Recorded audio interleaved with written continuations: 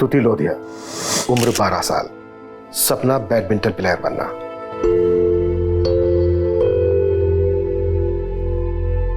शगुन लोधिया, उम्र 16 साल, सपना फैशन डिजाइनर बनना।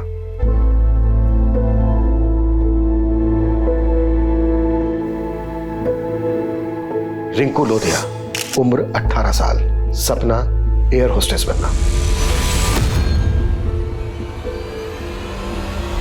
नमस्कार, मैं हूं दिव्यांका त्रिपाठी दहिया। आपका स्वागत करती हूं क्राइम पेट्रोल सतर्क विमेन अगेंस्ट क्राइम की श्रृंखला में। कहा जाता है कि माहौल बदल रहा है, लड़कियां हर क्षेत्र में आगे आ रही हैं, लेकिन देखा जाए तो ये टीवी में, सोशल मीडिया पे ज्यादा हो रहा है। असल में ऐसा नहीं लगता कि अभी भी कई मानसिकताएं पिछड़ी हुई हैं? कई बार लड़कियां समाज के इस पिंजरे को तोड़कर बाहर आने की कोशिश कर रही हैं, लेकिन वो औरों की सड़ी गली सोच को नहीं बदल पाती। और ये उनका दुर्भाग्य नहीं है, ये औरों के गुनाह है जो उनके रास्ते का रोड़ा बन जाते हैं। कई बार लोग इसे कड़वा सच बोल के चुप हो जाते हैं, लेकिन असल में हमारी खामोशी विषैलेपन को बढ़ा देती है।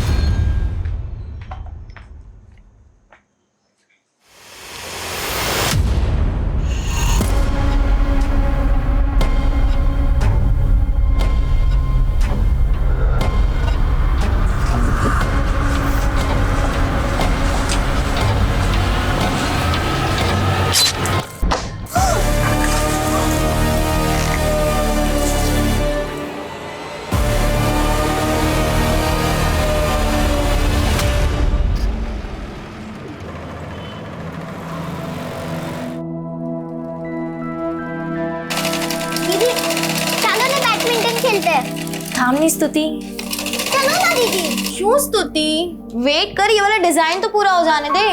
अरे सो अच्छे शगुन, क्या बातें चल रही दोनों बहनों में, मुझे भी बताओ।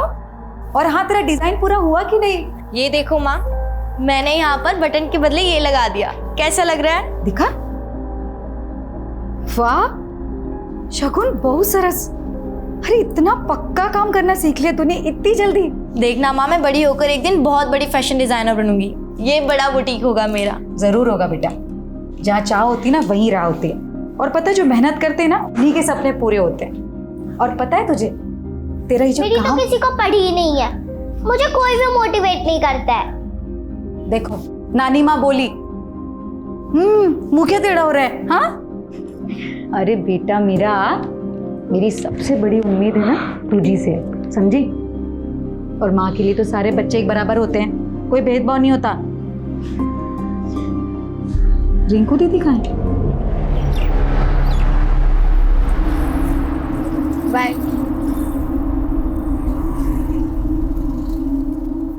ये तेरे मेरे बीच में ना ये कबाब में हड्डी नहीं चलेगी।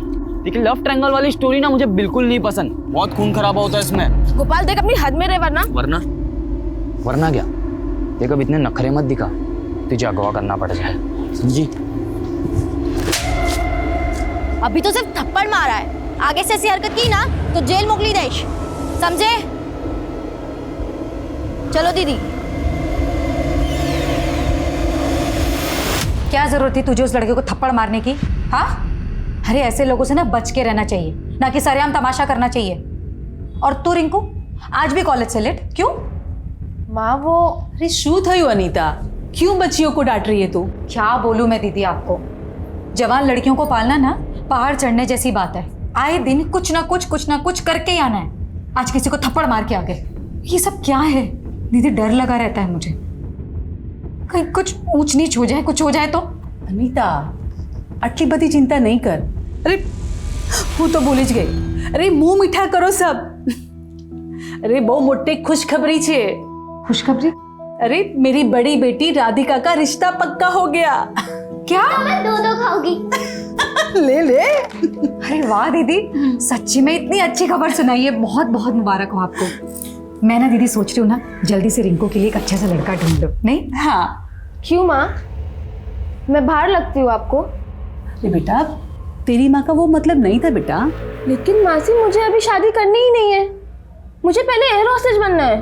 वो सारी चीजें एक तरफ है रिंकू, ठीक है? नहीं माँ, मुझे कुछ नहीं सुनना, मुझे अभी शादी नहीं करनी है, मतलब नहीं करनी है। अरे ये रिंकू रिंकू रिंकू भी, रिंकू दरवाजा खोल।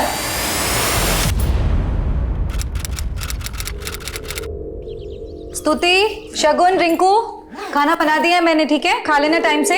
जा रही हूँ, कल शाम तक वापस आऊंगी। माँ, मैं भी आपके साथ चलूं? नहीं बेटा, तू क्या करेगी वहां जाके? और वैसे भी कल शाम को लौटूंगी मैं। तब तक एक दूसरे का ख्याल रखना है ना? लड़ाई झगड़ा नहीं करना, ठीक है? अरे रिंकू, सुन ना।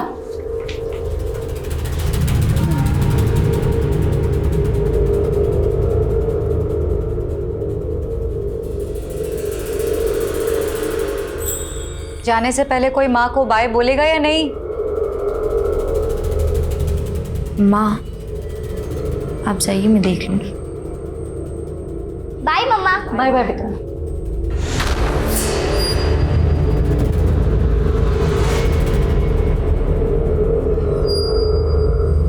અરે આ તો બહુ ઇઝી છે. જો 5 ને કેટલા થાય? 6. 4 ને 2 પણ 6. 3 3 પણ 6. 2 ને 4 પણ 6. 1 ને 5 પણ 6. સિમ્પલ. 6 6 6. ઇઝી છે ને? ચાલો આપણે નેક્સ્ટ કરીએ. ઓકે.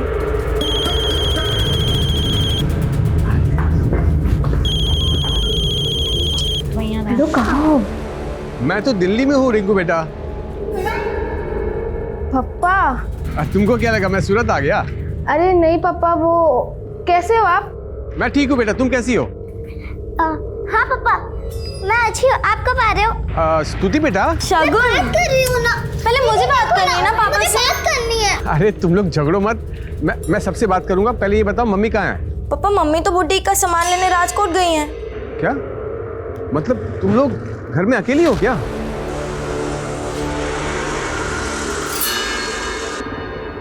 देखो तुम लोग ध्यान से रहना, ठीक है? हाँ पापा, आप हमारी टेंशन मत लीजिए। Good night, bye.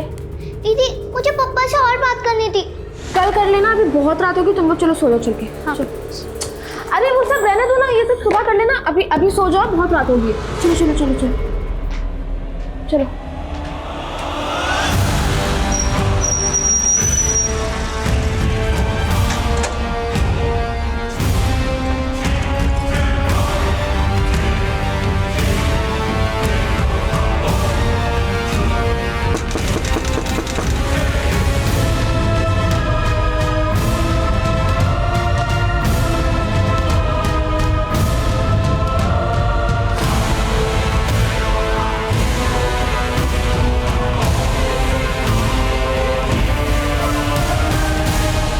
बस बस।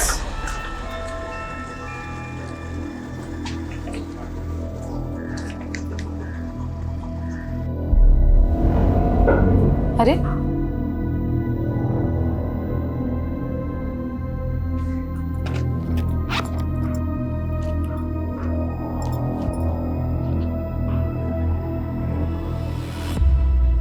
Number you have called is currently switched off. Number भी बंद है। बिट्टू, हाँ आंटी। बेटा स्कूल गए थे आज? हाँ। अच्छा, ये स्तुति, शगुन दीदी, रिंकू दीदी कहाँ है, कुछ पता है? मालूम नहीं आंटी, लेकिन हाँ, जब मैं शगुन दीदी और स्तुति के साथ आ रहा था स्कूल से, तब हमें रास्ते में रिंकू दीदी मिली थी। अरे शगुन, स्थिति, आगे तुम लोग एक काम करो, मेरे साथ चलो। कहाँ दीदी? अरे वो सब बताती हूँ, एक काम करो, ये बैग में बिट्टू को दे दो, ये घर के बाहर रख देगा। तुम लोग मेरे साथ चलो। ये लो, ये ना घर के बाहर रख देना, ठीक है? ये रिंकू कहाँ ले गई इन दोनों को? मुझे नहीं मालूम आंटी।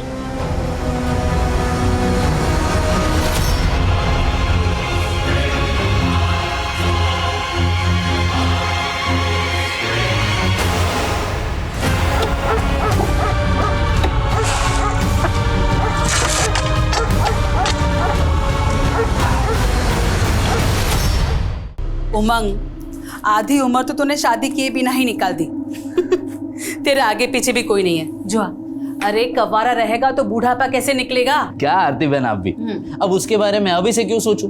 जब बूढ़ापा आएगा देख लेंगे। आरती दीदी, आरती दीदी, स्तुति, शगुन और रिंकू यहाँ आए हैं क्या? ना, અહીંયા નથી આવી। हे भगवान, दीदी ये तीनों लड़कियों का कुछ अता पता नहीं है। पता नहीं कहाँ चली गई, सबसे पूछताछ करके देख ली, लेकिन कुछ पता नहीं चल रहा है। अनीता, आटली बड़ी चिंता नहीं कर, ये समझदार लड़कियां है, कहीं घूमने चली गई होगी, आ जाएगी।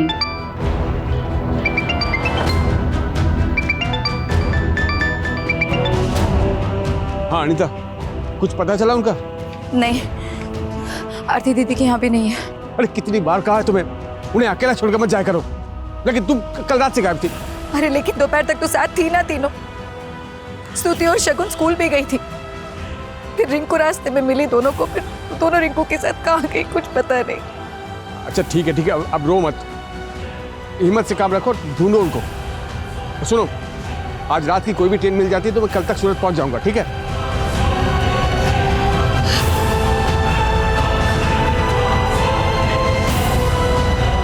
तो यही आपकी बड़ी बेटी रिंकू है ना? आपकी छोटी लड़कियों को यही लेके गई है, इसमें घबराने की क्या बात है? लेकिन सर दोपहर से शाम हो गई है, इन लोगों का कोई अता पता नहीं है, और रिंकू का फोन भी बंद आ रहा है।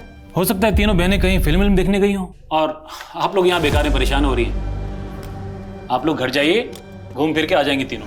नहीं सर, मेरी बेटियाँ इतनी देर तक मुझे बिना बताए नहीं रहती कभी भी बाहर। लेकिन अभी तो आपने कहा कि कल से आप यहाँ थी नहीं। मैं मेरे काम से बाहर गई हुई थी, लेकिन सर यही तो प्रॉब्लम है, पहले ध्यान रखो मत, बाद में आ जाओ पुलिस को परेशान करने के लिए। अरे इतनी फिक्र थी आपको, छोड़ के गई क्यों थी तीनों को? सड़क पे छोड़ के नहीं गए थे, घर पे छोड़ के गए थे। आप एफआईआर लिखिए हमारी। आवाज नीचे करके बात कीजिए हमसे। ठीक से आप भी बात नहीं कर रहे इंस्पेक्टर, मैं यहाँ वार्ड कमिश्नर के ऑफिस में काम करती हूँ। आप एफआईआर लिखिए हमारी।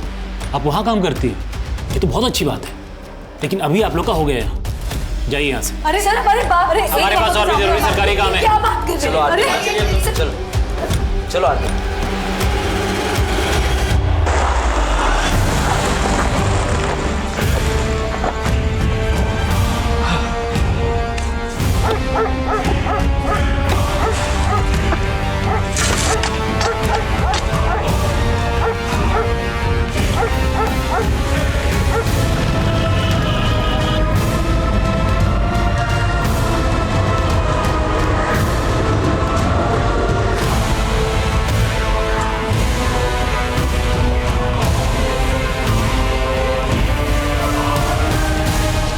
अनीता, संभाल तारी जात में।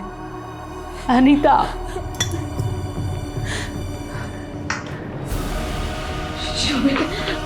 क्या कह रही पुलिस? हाँ? क्या कहेगी, एफआईआर भी नहीं लिखी उन लोगों ने। पता नहीं शोभित हमारी बेटियां कहाँ होंगी, किस हाल में होंगी, कैसी होंगी।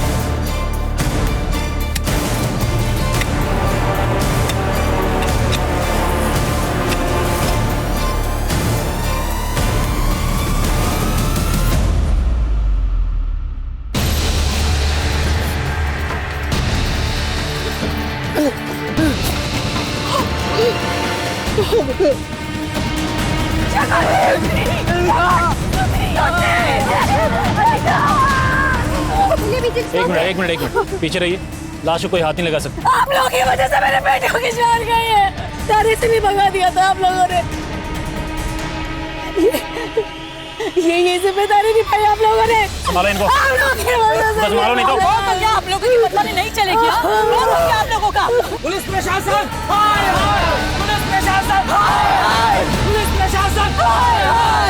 ए, लेके चलो बॉडी लेके चलो।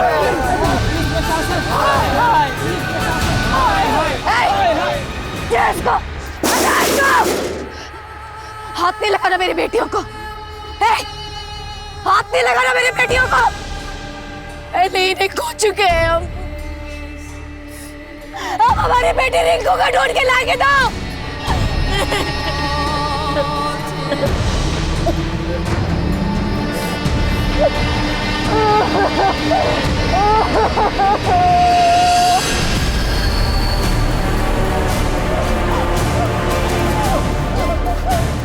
क्यों कर रहे हो तुम ये सब?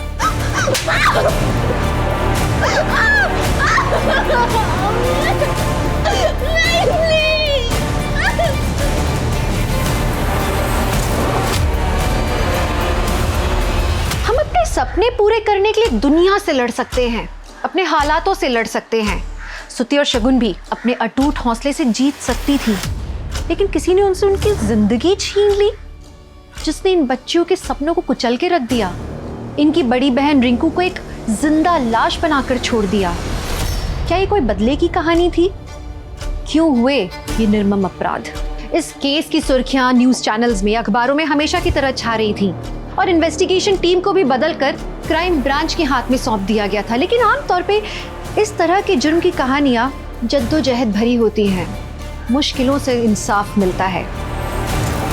हमारे लिए ये जानना बेहद जरूरी है कि रिंकू शगुन और स्तुति को कहाँ लेकर गई थी, जिसके बाद से रिंकू गायब है और शगुन और स्तुति की लाशें मिली। हम भी तब से यही जानने की कोशिश कर रहे हैं, लेकिन कुछ समझ में नहीं आ रहा है।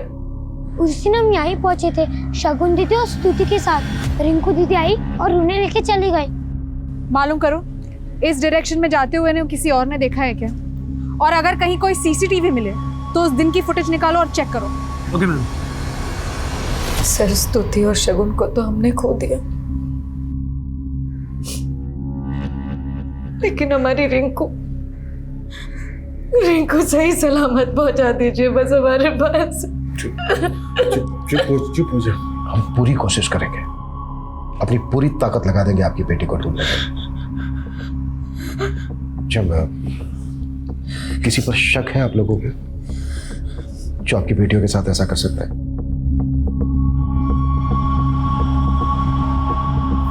नहीं सर। एक लड़का है सर, एक नंबर का आवारा लड़का है सर वो। कुछ दिन पहले मेरी बेटी रिंकू के साथ बदतमीजी करने की कोशिश की थी उसने, और इसके लिए शगुन ने उसे थप्पड़ भी मारा था। अभी तो सिर्फ थप्पड़ मारा है, आगे से ऐसी हरकत की ना तो जेल मोकली देश। चलो दीदी।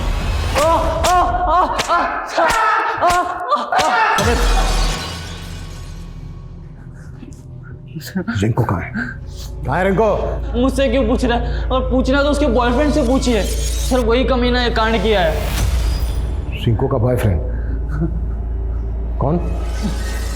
सर नाम तो नहीं पता, पर हाँ रिंकू को उसके साथ बहुत बार देखे।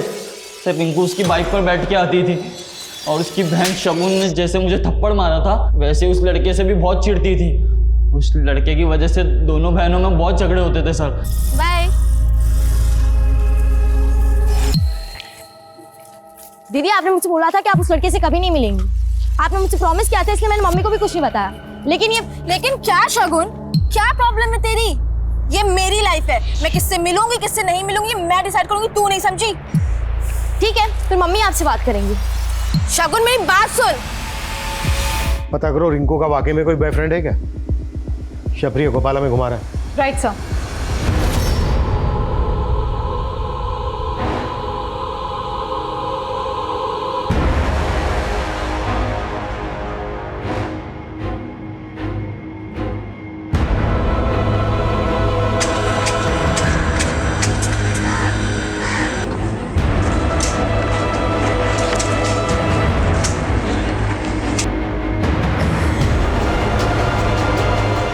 क्या हुआ माँ, बहुत चुपचाप लग रही हो। नहीं कुछ नहीं, बस थोड़ी थकावट ज्यादा है आज। ना मम्मा, हम आपकी मालिश कर देते हैं। अच्छा। और मैं पैर दबा देती हूँ। अरे वो कुछ नहीं हुआ है, आपको सिर्फ विटामिन ए की कमी। अरे मैं आपके लिए टैबलेट लाऊं? हाँ, मुझे पता नहीं था इतने सारे डॉक्टर्स हैं। हाँ क्या है ये? तुम लोग को पता है मेरा टॉनिक क्या है? क्या? तुम तीनों जल्दी से गले लगो मेरे, तो मुझे पूरी एनर्जी वापस मिल जाएगी।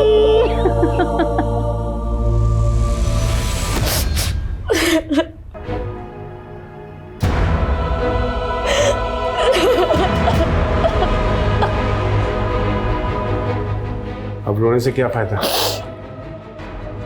पछताने से हमारी बच्चियां तो वापस नहीं आ जाएंगी। मैं उनको यहाँ तुम्हारे भरोसे छोड़कर गया था, लेकिन तुम्हारी लापरवाही की वजह से हमारी बच्चियां। शोभित, तोशी आप भी हैं। मेरी बच्चों को पैदा करके छोड़ने के अलावा आपने किया क्या उनके लिए? अरे उन्हें जब सबसे ज्यादा आपकी जरूरत थी तब आप नहीं थे उनके पास। आपके गैर जिम्मेदारपन की वजह से मेरी बच्चों ने भुगता। जिम्मेदार आप भी हैं।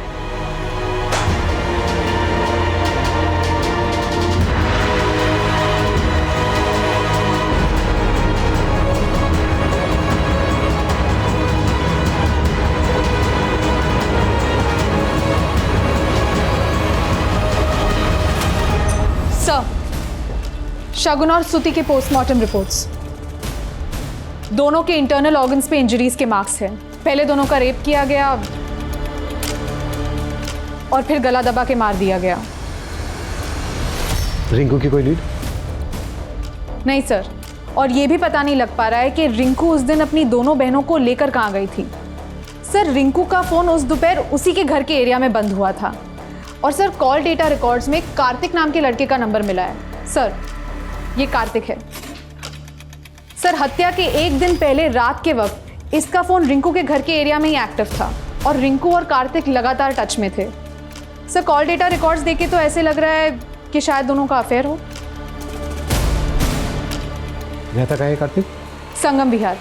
सर, मैंने एक टीम को वहाँ पे भेज दिया है। कार्तिक कहाँ है और उसका फ़ोन क्यों बंद आ रहा है? मेरे बेटे ने कुछ नहीं किया है, आप लोगों को गलतफहमी हो। मतलब आप जानते हैं वो कहाँ है? उसे कहिए कल तक थाने में हाजिर होने के लिए, वरना उसे बचाने के जुर्म में मैं आपको अंदर कर दूंगा। क्या? ये आप क्या कह रहे हैं सर? नहीं, रिंकू का बॉयफ्रेंड नहीं हो सकता सर। इसका नाम कार्तिक है। रिंकू का और इसका लगभग रोजाना मिलना होता था। आपने इस लड़के को कभी रिंकू या घर के आसपास देखा? नहीं सर, मैंने नहीं देखा इसे। लेकिन शगुन और स्तुति की मर्डर की पहली वाली रात को भी इस लड़के का फोन इसी एरिया में एक्टिव था। सर, मुझे सच में कुछ नहीं पता, मैं नहीं जानती, मैंने नहीं देखा कभी। और मैं तो उस रात घर पर भी नहीं थी। जाहिर सी बात है, ये लड़का आपके एब्सेंस में यहाँ मिलने आया। सर, मैंने इस गोपाल को कार्तिक की फोटो दिखाई। उसका कहना है कि वही लड़का है जिसकी वजह से रिंकू और शगुन के बीच में झगड़े हो रहे थे। और सर, शगुन रिंकू को ये धमकी दे रही थी कि वो उसका ये राज अपनी माँ को बता देगी। लेकिन रिंकू की माँ का तो कहना है कि उन्हें रिंकू के अफेयर के बारे में कोई भनक तक नहीं थी। सर, हो सकता है कि रिंकू को इस बात का डर था कि शगुन ये राज अपनी माँ को बता देगी। शायद इसीलिए कार्तिक और रिंकू दोनों मिलकर भाग गए और उन दोनों ने रिंकू की दोनों बहनों का रेप भी हुआ है।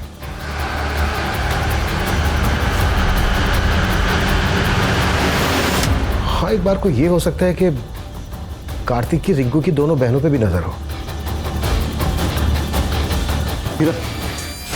कैसे भी करके हमें इस कार्तिक को ढूंढना होगा। फिलहाल ये कार्तिक इस केस में राजदार नजर आ रहा है। कोई है?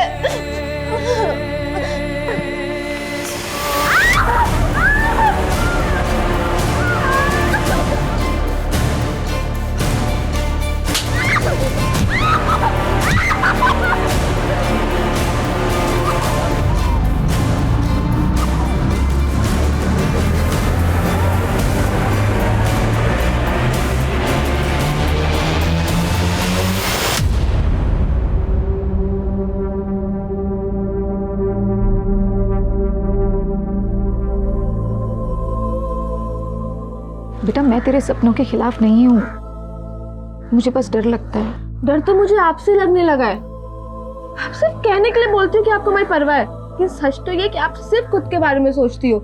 इसके लिए पापा ने भी आपको। बस रिंकू। क्या हुआ? सच नहीं सुन सकती ना आप? तो मैं भी आपके फैसले बर्दाश्त नहीं करूंगी अब। बस करो दीदी, वरना क्या? बता देगी, बता दे, मुझे अब कोई फर्क नहीं पड़ता।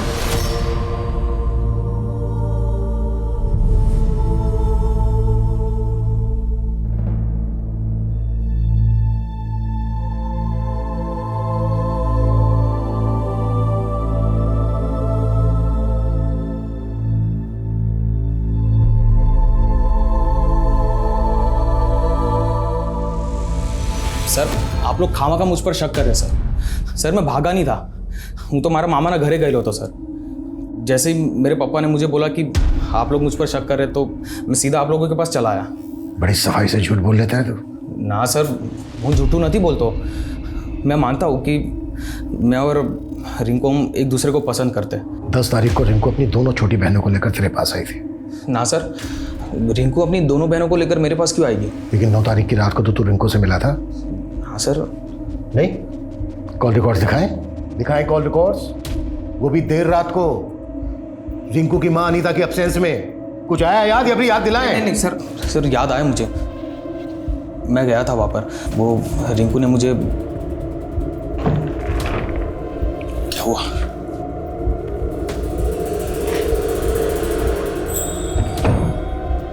यार रिंकू, मुझे इतनी रात को यहाँ पर क्यों बुलाया? कार्तिक, मेरी मम्मी मेरी शादी करना चाहती हैं और शायद राजकोट भी वो मेरे लड़का देखने ही गई हैं। अगर उन्होंने मेरी शादी की ना तो मैं सुसाइड कर लूँगी।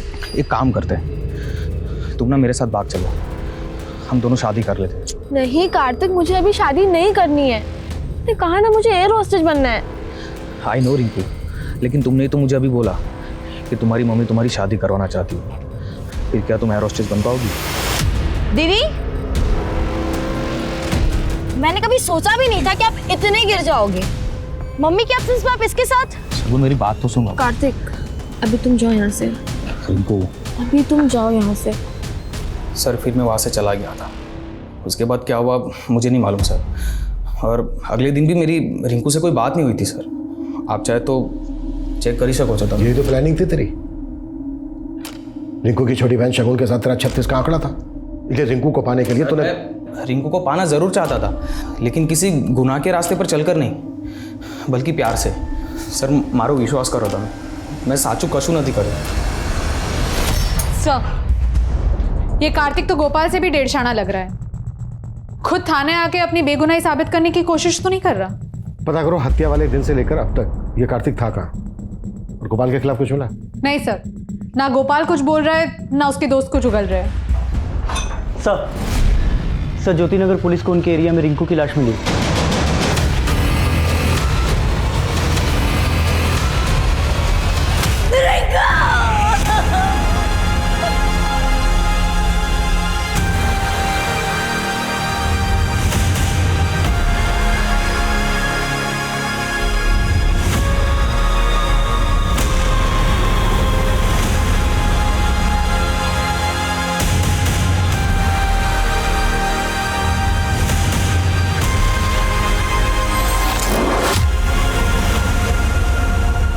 स्तुति लोधिया, उम्र 12 साल, सपना बैडमिंटन प्लेयर बनना। शगुन लोधिया, उम्र 16 साल, सपना फैशन डिजाइनर बनना। रिंकू लोधिया, उम्र 18 साल, सपना एयर होस्टेस बनना। ये तीनों ही लड़कियां बहुत ही एम्बिशियस थी। जिस माहौल में ये पढ़ी बढ़ी, उसके हिसाब से इनके सपने बहुत बड़े थे। हो सकता है किसी को इन बच्चियों के सपनों से जलन हो, इनकी फैमिली से दुश्मनी हो, जो इनका रेप और मर्डर करके निकाली गई। सर, लेकिन अनीता और शोभित ने गोपाल के अलावा किसी और पे शक नहीं जताया। यही तो मुझे भी खटक रहा है। जिस तरह से इन तीनों बच्चियों को रेप करने के बाद मारा गया, ये गहरी रंजिश की तरफ इशारा करता है। और अभी तक हम ये तक नहीं पता कर पाए हैं कि रिंकू अपनी दोनों छोटी बहनों को लेकर गई कहां थी। विरल, हमें इस फैमिली के दोस्त, दुश्मन, रिश्तेदार सबको खंगालना होगा। जी सर।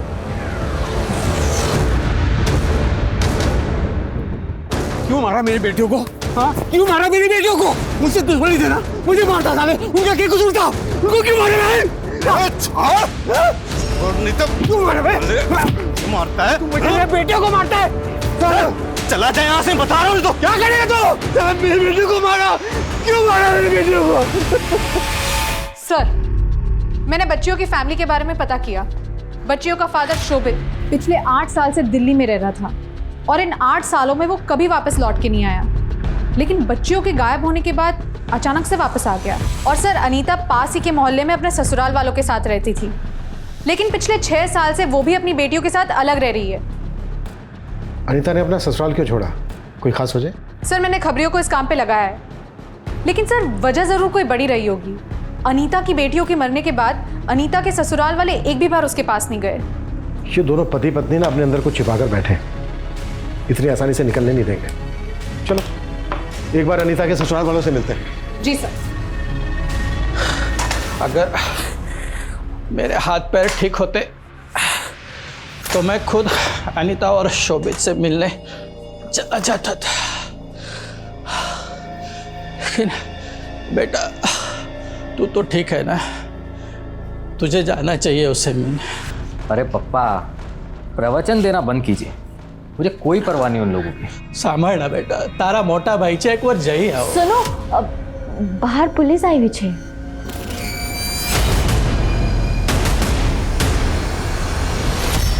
हम घर गए थे आपके फादर ने कुछ बताया हमसे?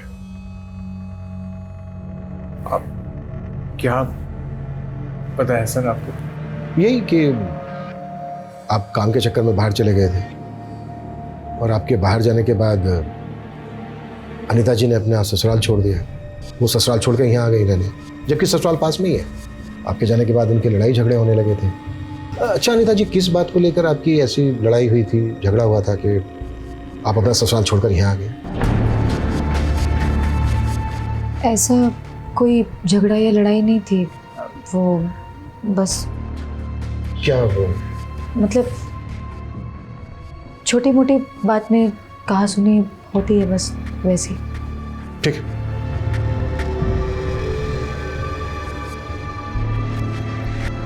अब जितना यहाँ रुकोगी ये हमारा इतिहास कुरेदते रहेंगे। अब भी वक्त है, चलो मेरे साथ दिल्ली। इन दोनों के हाव भाव को देख के ऐसा लग रहा था कि जैसे दोनों कुछ छिपा रहे हैं हमसे। इन्होंने अपनी 3 बेटियों को खोया है, सख्ती करना तो इनके साथ ठीक नहीं होगा। अपना खबरी नेटवर्क एक्टिव करो। इन दोनों के पास की एक डिटेल चाहिए मुझे। कितनी बार की तुझे कि एडल्ट डायपर पहना करो, लेकिन नहीं, पता नहीं और क्या क्या बकवास झेलना पड़ेगा मुझे इस घर में। ये साफ सफाई करने के लिए आई हूँ मैं। अबे मारी नाकना मुझे, मारी डाल। जैसे अनीता के बेटियों को बाद में क्या क्या बकवास कर रहे हैं आप? हाँ, कुछ भी बोले जा रहे हैं जो मन में आ रहा है। क्या हुआ? क्या किट लगा रखा है? जो तुम्हारे पापा ने कही थी। देखो लोग देख रहे हैं वहां बाहर।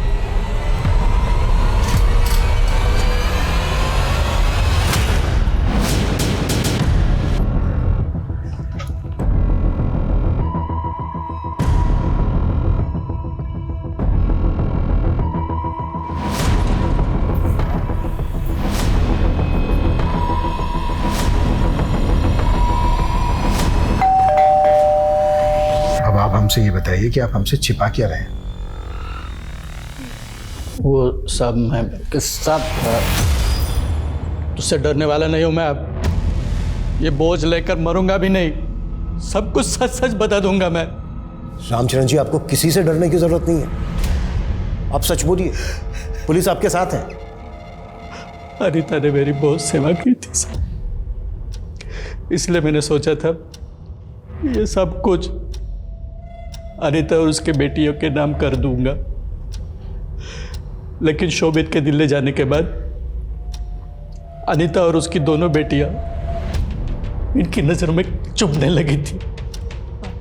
चुप कर, पहले भी उनके खाने में जहर मिलाकर उन्हें मारने की कोशिश की थी तुमने। अरे शू थयो, बच्चे इतनी वोमिट क्यों कर रही है? मैंने नहीं खबर, जाके पूछ लो क्यों वोमिट कर रहे हैं। क्या हुआ बेटा?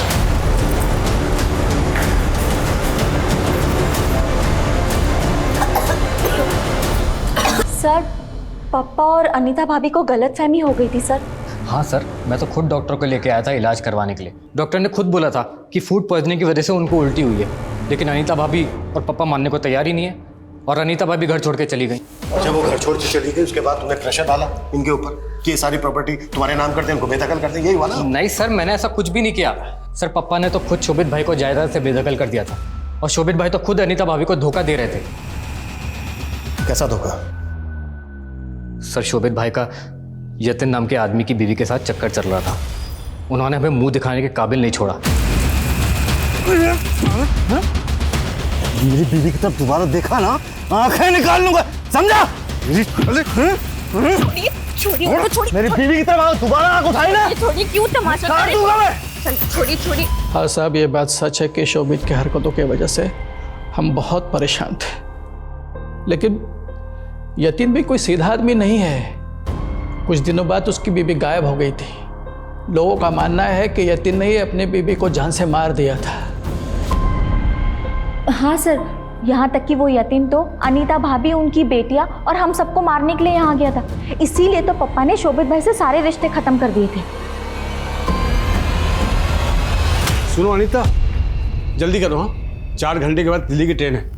मैं एक काम निपटा के आता हूँ, तुम पैकिंग करके रेडी रहना, ठीक है?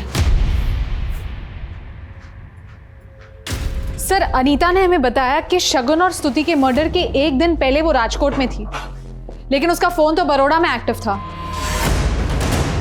What? जी सर।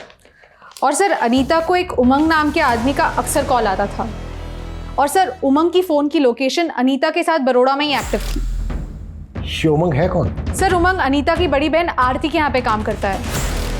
और सर हमें एक और बात पता चली है, यतिन की बीवी काफी टाइम से गायब है और इसकी भी भनक मिली है कि यतिन की बीवी का शोभित के साथ अफेयर था और कुछ टाइम पहले शोभित ने यतिन के साथ मारपीट भी की थी क्योंकि उसको शक था कि यतिन ने उसकी बेटियों को मारा है।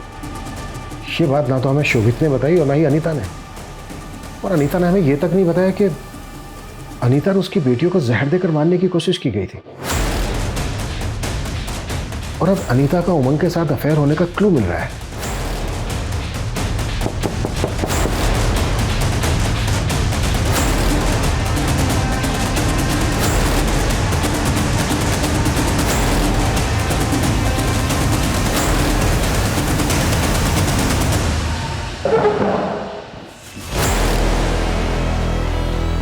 तुम दोनों के बीच रिश्ता क्या है?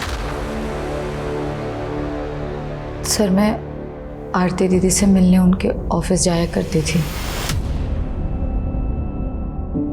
इसलिए इन्हें अच्छे से जानती हूँ। तुमने हमसे पहले कहा कि तुम राजकोट गई थी, बाद में हमें पता चलता है कि तुम उमंग के साथ बड़ौदा में थी और वहां पर एक साथ एक ही होटल के एक ही रूम में रुके। अब ये बिल्कुल मत कहना कि तुम लोगों के बीच कोई रिश्ता नहीं है। सर रिश्ता दोस्ती का है। शोभित ने कभी मेरी फिक्र नहीं की, मुझे मेरी बेटियों के साथ अकेला छोड़कर दिल्ली चला गया और फिर बरखा की वजह से मुझे मेरी बेटियों के साथ अकेले रहना पड़ा। और एक अकेली औरत पर हर कोई नजर गाड़ता है सर, ऐसा मेरे साथ भी हुआ। एक दिन आरती दीदी के ऑफिस में सब रैली में गए हुए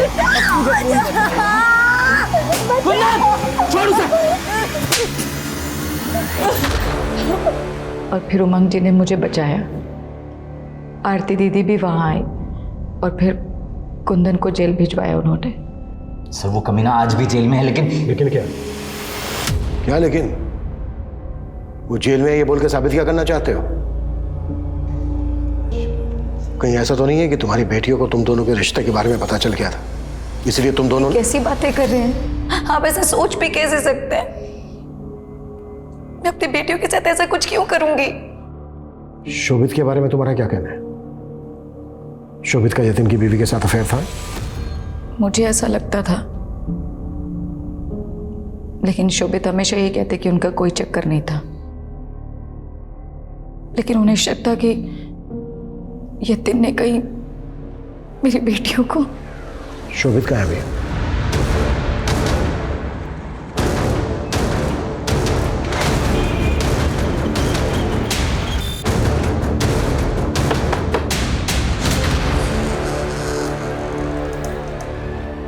ये सुमन का घर है जो मुंबई में रहती है। अब आप यहाँ पे क्या लेने आए? सुमन का 4 दिन पहले मुंबई में मर्डर हो गया।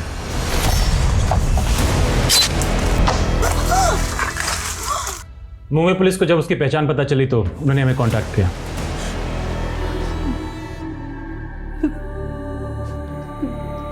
ये सब अचानक कैसे हो गया?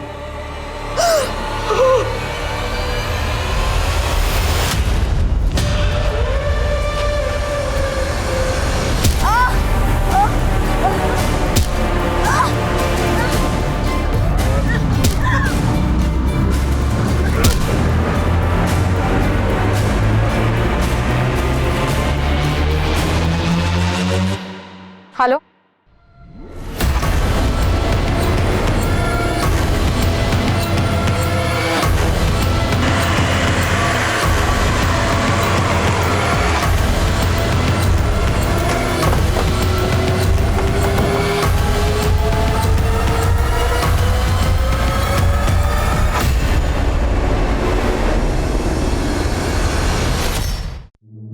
सर शोभित के बारे में सारी इंफॉर्मेशन निकाली है मैंने। शोभित दिल्ली के भजनपुरा इलाके में रहता है अपनी दूसरी बीवी के साथ। दूसरी बीवी? जी सर। और सर ये दूसरी बीवी और कोई नहीं बल्कि यतिन की वाइफ प्रभा है। और सर अनीता की मर्डर वाली रात शोभित ने दिल्ली जाने वाली ट्रेन पकड़ी थी। शोभित को यहाँ उठा के लाओ। प्रदीप, उमंग, यतिन, इन सबको हाजिर करो। इन सबके पास अनीता की बेटियों को मारने का मोटिव है। इन सबसे सख्ती से पूछताछ करनी होगी। तुझे पता था कि शोभित तेरी बीवी प्रभा के साथ दिल्ली में रह रहा था, तो तूने उसके पूरे परिवार को यहाँ खत्म कर दिया। नहीं मैडम, मारना होता तो मैं शोभित और प्रभा को मारता। उनके परिवार से मेरी क्या दुश्मनी थी? सर मेरी बेटियों के साथ जब ये हादसा हुआ तो मैं यहाँ था भी नहीं सर, मैं तो दिल्ली में था सर। देखिए मैडम, मेरा इससे कोई लेना देना नहीं है। मैंने तो बस इंसानियत के नाते अनीता की मदद की थी। मारा कि मैंने अनीता और उसकी बेटियों का हक छीना है, लेकिन मैंने उसे मारा नहीं है। सर एक इन्फॉर्मेशन मिली है, अनीता की बड़ी बहन आरती की बेटी सुमन का मुंबई में मर्डर हुआ है। व्हाट? जी सर। सर सुमन आरती की छोटी बेटी है और मुंबई में मेड का काम करती थी। यहाँ अनीता और उसकी 3 बेटियों का मर्डर हो जाता है और वह मुंबई में अनीता की ही बड़ी बहन आरती की बेटी का मर्डर होता है। इन दोनों केसेस में कोई कनेक्शन तो नहीं है? मुंबई पुलिस से कांटेक्ट करो, सुमन मर्डर केस की एक डिटेल चाहिए मुझे। Right sir.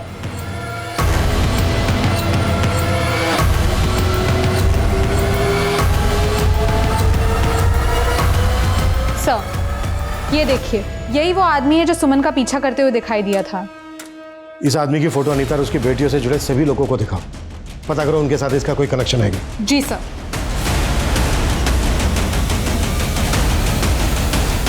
क्या तुम इसे जानते हो?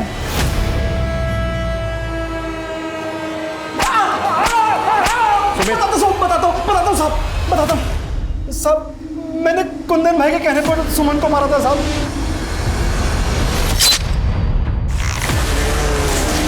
मैंने कुछ भी नहीं किया साहब, कुछ भी नहीं पता किया हमने, काफी समय से पैरोल पर बाहर था और जगताप ने हमें यह भी बताया कि उसने तेरे कहने पर सुमन को मारा है।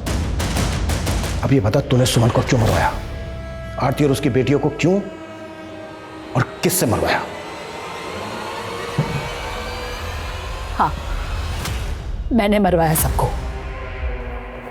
क्यों? दरअसल ये सब कुछ गलतफहमी से शुरू हुआ था।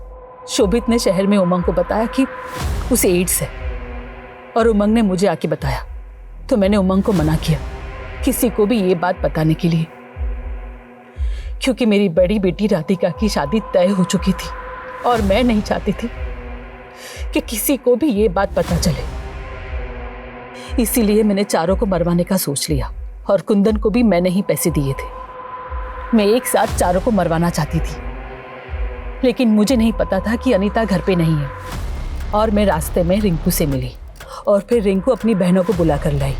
फिर मैं उन लड़कियों को आगे ले गई जहां मैंने उन लड़कियों को कुंदन के हवाले कर दिया, लेकिन कुंदन ने उनका रेप भी किया और बड़ी बेटी को अपने पास रख लिया अय्याशी के लिए। और फिर मेरे डांटने पर कुंदन ने रिंकू को भी मार डाला और उसके बाद अनीता को भी मरवाया।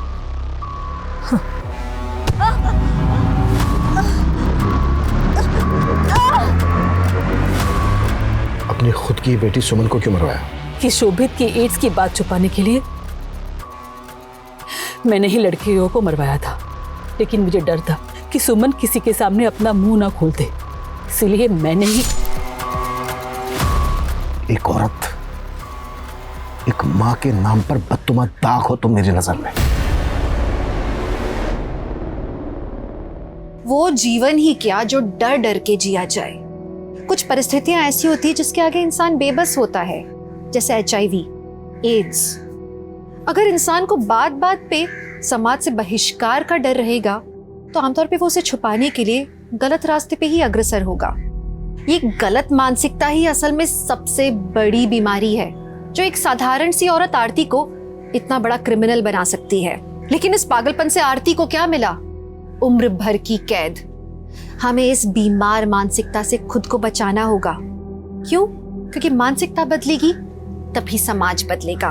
तो मैं दिव्यांका त्रिपाठी दहिया अब लेती हूँ आपसे विदा। फिर मिलूंगी अपराध की एक नई कहानी के साथ। तब तक देखते रहिए क्राइम पेट्रोल सतर्क, विमेन अगेंस्ट क्राइम। एक औरत पर वार, अब हर औरत का भार। जय हिंद।